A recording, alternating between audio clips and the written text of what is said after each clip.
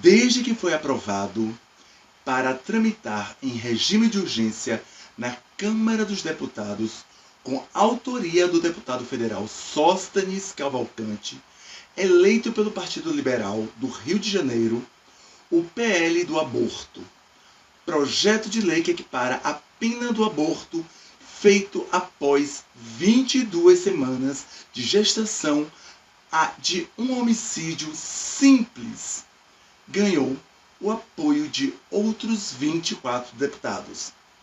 Oxi! Vamos falar de política aqui neste canal, é? Sim! Vamos falar sobre isso sim! Porque isso envolve o corpo de uma criança. E a educação física é a ciência que lida com o desenvolvimento psicomotor e sociocultural de cada uma delas, tanto no coletivo quanto no individual.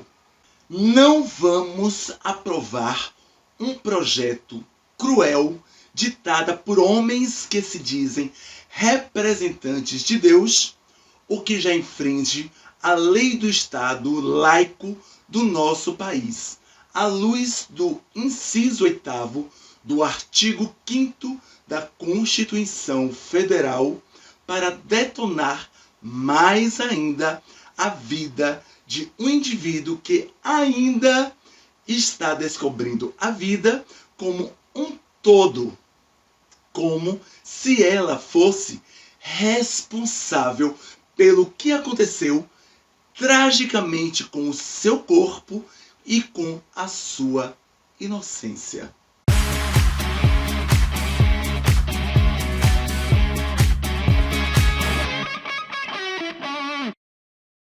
Olá, eu sou Eber Calazans e bem-vindo a mais um vídeo aqui no meu perfil Administração com Educação Física. E neste vídeo vamos tratar de um assunto em que eu irei precisar muito da sua compreensão de ser humano que se coloca no lugar do outro. Sim, preciso que você se imagine sendo uma criança e de repente ter o seu corpo violado por uma pessoa adulta, com capacidade 10 vezes maior que a sua, te forçando a fazer coisas que ainda não estão se estruturando na sua cabeça. E ainda ser ameaçada a não contar para os seus pais e demais adultos. Enquanto eu vou dissertando com você, que me assiste, sobre esse assunto, vou deixar passando aqui do lado alguns prints que eu dei enquanto eu me aprofundava sobre esse assunto por toda a internet. São escândalos que envolvem pastores, representantes de Deus, cujos a maioria militam sobre a pedofilia de forma demagógica, hipócrita e camuflada para os seus crimes doentios. Nós estamos desenvolvendo o mau hábito do foda-se para os problemas alheios. Do tipo, eu quero desse jeito e vai ser assim, porque as vozes da minha cabeça dizem que é o correto a se fazer. Ainda mais se for em nome de Deus. Mas antes de entrarmos nessa dissertação, vamos entender o que hoje a lei diz sobre o aborto no Brasil. A legislação que trata sobre esse tema foi criada na década de 1940. A lei civil considera a existência de uma pessoa desde a sua concepção, e a Constituição Federal garante a inviolabilidade do direito à vida. No Brasil, o aborto só não é qualificado como crime quando ocorre naturalmente, ou seja, aborto espontâneo, ou quando for praticado por médico capacitado em 3 situações. A primeira é em caso de risco de vida para a mulher causado pela gravidez. A segunda é quando a gestação é resultante de um estupro. E a terceira é ou se o feto for enacefálico, ou seja, que se caracteriza pela ausência total ou parcial do encéfalo. Já neste último caso, foi decidido em 2012 pelo Supremo Tribunal Federal, pela ADPF 54, que descreve a interrupção da gravidez de fetos anencefálicos como um parto antecipado para fins terapêuticos. Pronto! A lei em nenhum momento escancarou o aborto como se fosse algo a se fazer como rotina, mas sim para restringir motivos que levam a uma mulher adulta rejeitar a continuidade da sua gestação. Mas essa lei deixou furos que se refere apenas a mulheres maiores de idade e não a crianças. E é aí que o gênero sexual entra nesse contexto, para abranger a situação. Como se apenas essa lei pudesse resumir e simplificar a zorra toda, ela deixa ainda mais complexa por conta dos detalhes ainda não inseridos, como as consequências físicas, sociais e psicológicas da criança em caso de gravidez pós-violação do corpo. O Código Penal, Decreto-Lei nº 2.848, de 7 de dezembro de 1940, dita somente sobre lesão corporal, mas não sobre as consequências que advêm logo em seguida, como a gestação não desejada. Cuidado para não confundir gestação não desejada com a gestação indesejada. Tem diferença? Tem diferença sim. A gestação não desejada é quando ela foi forçada a ter. Isso só acontece em caso de estupro. A gestação indesejada é quando acontece por descuido de ambos os parceiros frente a diversas formas contraceptivas, tanto para homens quanto para as mulheres. E o que configura o estupro? O artigo 213 do Código Penal caracteriza o estupro como constranger alguém, mediante violência ou grave ameaça, a ter conjunção carnal ou a praticar ou permitir com que ele se pratique outro ato libidinoso. Ou seja, para se configurar estupro, não precisa de penetração vaginal ou anal. Por exemplo, você está numa festa e algumas pessoas tentou colocar os dedos na sua vagina ou no seu pênis sem sua autorização. Isso é estupro. Você bebeu demais e alguém aproveitou para passar a mão em suas partes íntimas? Também é estupro.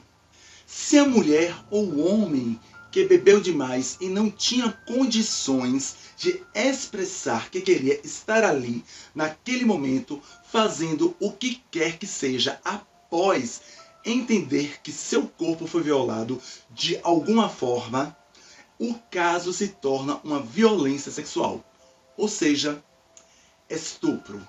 A palavra-chave é consentimento.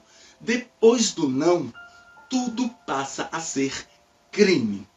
E se houver consentimento e não houver discernimento do que se trata, também se configura crime, que é o caso de menores de idade ou vulneráveis. Onde está a cabeça dessas pessoas que acham que pode tomar uma criança como objeto para usar ao seu bel prazer e achar que deve programar a vida dela?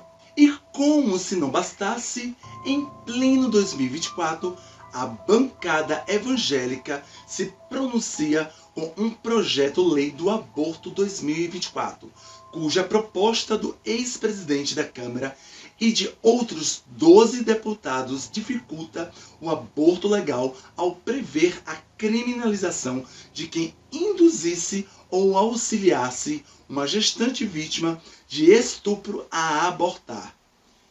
Dá pra tu? Sim, gente. É isso mesmo que vocês ouviram. Se aprovado, passará a ser crime a retirada de um feto não desejado do corpo de uma criança que teve seu corpo violado e violentado por um adulto doente e criminoso. Só que essa PL em que esse vídeo discute, ao qual eu estou me referindo, reverte o título de criminoso para a criança ou mulher que pode cumprir até 20 anos de prisão aproximadamente, pois esse projeto tende a equipará-la a um homicídio doloso. Para a ciência, para a medicina especificamente, não há um tempo exato da viabilidade fetal, ou seja, a habilidade de sobreviver fora de um útero. Mas um feto que tem ao menos 24 semanas pode ser viável sobreviver se for dado cuidado intensivo após o parto. Isso significa que antes disso ainda não há um corpo humano 100% formado, já que as células ainda podem se dividir e formar outro embrião. Note que nem chamamos ainda de criança, e sim de células, de embrião e outras nomenclaturas antes de se formar um indivíduo por completo dentro do ventre. Isso não são fontes tiradas da minha cabeça, e sim são informações que eu tirei pesquisando em artigos, revistas eletrônicas e em portais do governo. Eu cito essas fontes no final do vídeo e aqui na descrição. Agora vamos falar sobre a bancada evangélica que abriu toda essa merda de discussão desnecessária. Vocês estão vendo aí diversas matérias escandalosas de pastores que cometeram crimes de violência sexual e estão sendo presos um por um. Até o momento em que eu gravei esse vídeo, eu encontrei 82 casos de pastores que foram presos por crimes de pedofilia. Você sabe o que isso significa? Significa de que a cada 2 dias um pastor é preso por crime de violência sexual com crianças. Os absurdos não param por aí, mas eles seguem, por exemplo, no nível de hipocrisia desse debate, né? Pensar que um setor religioso está preocupado com a moral, a ética, os bons costumes. Bom, primeiro que vai ser muito difícil quando você olhar para a bancada religiosa do Congresso brasileiro. Nos 6 meses deste ano, a gente teve notícia de 82 pastores evangélicos presos, suspeitos de... A gente está falando que a cada 2 dias, neste ano, um pastor evangélico foi preso por estuprar uma pessoa. Isso dos casos denunciados, apurados e que levaram à prisão. Tem todos os outros subnotificados.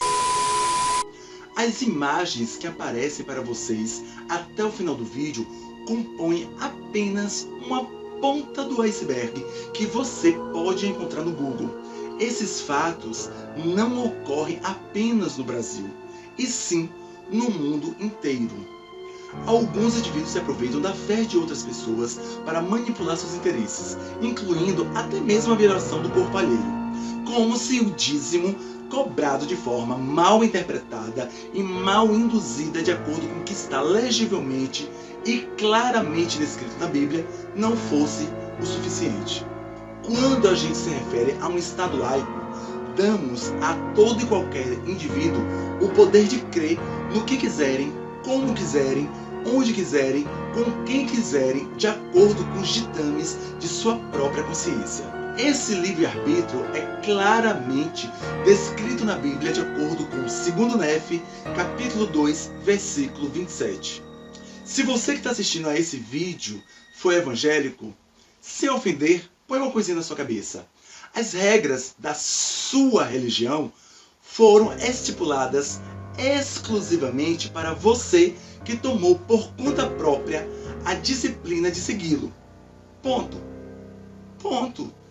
Eu e ninguém mais tem o dever de seguir o que você escolheu para você mesmo. E tampouco temos o dever de aceitar nenhuma lei que não seja a que a Constituição já nos obriga a seguir. Se eu quisesse seguir as leis de convivência social das tribos indígenas do Xingu, eu iria morar lá com eles. O ritual para adentrar na aldeia deles até a aceitação tem complexidades iguais à de frequentar uma determinada igreja pela primeira vez. É isso, gente. O direito é previsto na Constituição. Não é naquilo que seu Deus diz, na sua Bíblia diz. Isso não interessa pra ninguém, só interessa pra você. A sua religião é uma escolha pessoal e intransferível. Você não pode transferir pra vida das pessoas os seus preceitos religiosos. A gente não liga. Não liga, não interessa o que o seu Deus diz. O que interessa é aquilo que é previsto na lei e que é meu direito enquanto cidadão de fazer. É meu direito casar, é meu direito de ter o meu companheiro, é meu direito de transar com quem eu quiser, é o direito dessa mulher interromper a gestação caso essa interrupção se enquadra em tudo aquilo que já é previsto na lei de 1940. É um direito. Dane-se a sua Bíblia, dane-se seu Deus. Leve ele para longe das nossas verdades. Leve ele para longe da existência das pessoas e do direito delas garantidos pela Constituição. Tenha isso em mente. Pare de ser estúpido, de acreditar que a sua fé mítica, misteriosa, vai afetar a vida dos outros, porque não pode afetar. Ela só vai afetar a sua. E a verdade é que esse projeto de lei foi feito para proteger criminosos, como todos os outros projetos de leis criados durante o governo do genocida. Regras religiosas foram feitas para se cumprirem em suas devidas construções, em seus templos, em suas paredes.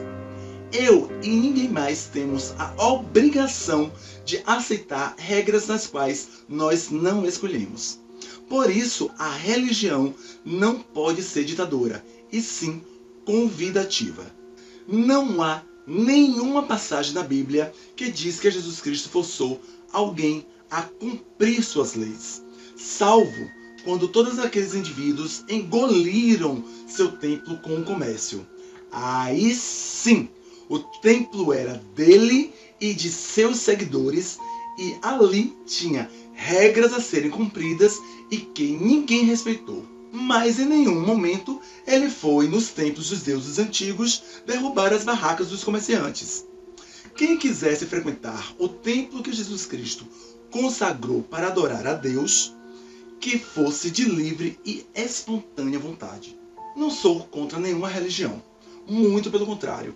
Eu me considero ecumênico, ou seja, eu transito em qualquer religião sem me sentir ameaçado ou seduzido pelos desígnios do local.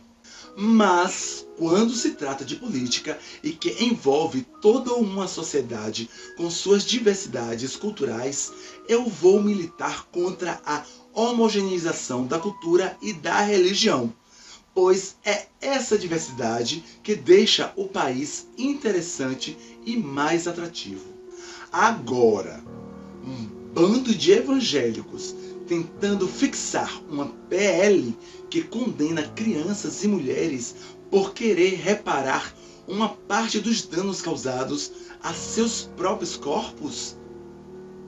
Diante dessas notícias que estão passando aqui ao lado, você acha que realmente a bancada evangélica merece algum crédito frente às negociações políticas do nosso país no que tange o corpo e a dignidade de uma criança ou de pessoas incapazes ou vulneráveis? Quantos orfanatos estão por aí lotados porque pais puseram filhos no mundo para sofrerem com a miséria, a desigualdade social, que caíram nas drogas e criminalidades e até mesmo podem estar sendo vítimas de tráfico humano e ninguém fala sobre isso. É por isso que ninguém do partido de direita quer que as aulas de educação sexual entrem nas escolas, porque é lá que vamos explicar onde a criança não deve permitir que toque nelas, como identificar que estão sendo abusadas e como tomar providências por elas mesmas, inclusive para fazer denúncias anônimas para o Disque 100. A pessoa, depois de adulta, parece que perde a memória de quando foi criança e que não tinha poder de escolhas e decisões sobre ela mesma. E deve ter esquecido também como era revoltante e dolorido acatar ordens e ameaças de adultos quando suas autoridades excediam o respeito por elas. Pesquise e leia com atenção sobre esse assunto. Vamos avançar e não regredir. Estamos falando do paradoxo entre o desenvolvimento de um feto e a vida de uma criança que pode perder a vida, se conceber uma outra criança que pode ter metade do tamanho dela e que venha a nascer com problemas físicos se o sangue do estuprador não for compatível com o seu. Estamos falando de uma garantia para que essa criança, ao engravidar indesejavelmente, ou até mesmo a mulher, não perca a sua juventude no qual ela não pretendia se desfazer. Não perca a sua honra e nem comprometa a sua vida e a sua saúde. Já basta o trauma que ficará para o resto da vida e uma possível rejeição de ter que se relacionar com outras pessoas. E quando eu me refiro à criança na esfera da violência sexual, devemos nos lembrar que os meninos, rapazes, adolescentes e até mesmo homens também são vítimas de estupro. De acordo com o Fórum Brasileiro de Segurança Pública, em 2020, 180 pessoas são vítimas de estupro por dia. Vocês têm noção o que é isso? De quantas pessoas doentes estão por aí à solta? Reflita sobre isso. Tenha compaixão e humanidade. E vamos respeitar o corpo de quem sabe o que por dentro se passa. O quão já é dolorido todo esse processo de recuperação do trauma. E toda a preocupação de vir acontecer novamente a qualquer momento no futuro. Porque é isso que o trauma faz com a cabeça de uma pessoa. Espero que você venha refletir sobre esse vídeo. Compartilhe e marque seus amigos, colegas, pessoas que precisam respeitar umas às outras. Deixe o seu gostei para ajudar no engajamento e teça seus comentários para eu saber sua opinião a respeito. Meu nome é Heber Calazans e até um próximo vídeo. Ontem a gente mostrou um pastor que abusava das fiéis. Hoje a gente tem um outro caso de um pastor também, mas muito pior. Dessa vez ele foi preso porque estuprava e engravidou a própria sobrinha de 12 anos. Então esse falso pastor foi preso lá em Brasília porque ludibriava os fiéis. E chegava a cometer até mesmo, como cometeu, segundo a polícia, crimes sexuais. Um pastor foi preso suspeito de assediar e estuprar crianças e adolescentes de uma igreja evangélica de uma cidade de Anápolis, no Goiás. Um pastor evangélico foi preso em flagrante, suspeito de abusar sexualmente de uma menina de 14 anos dentro do carro dele no meio da rua. A polícia investiga um pastor por crimes de estupro de vulnerável e assédio moral. O pastor foi preso acusado de abusar sexualmente de fiéis sob a justificativa de desfazer maldições. O pastor em Guarulhos foi preso ontem pela 5ª Delegacia no município da Grande São Paulo. As acusações dele são de estupro contra pessoas, contra menores que frequentavam a igreja.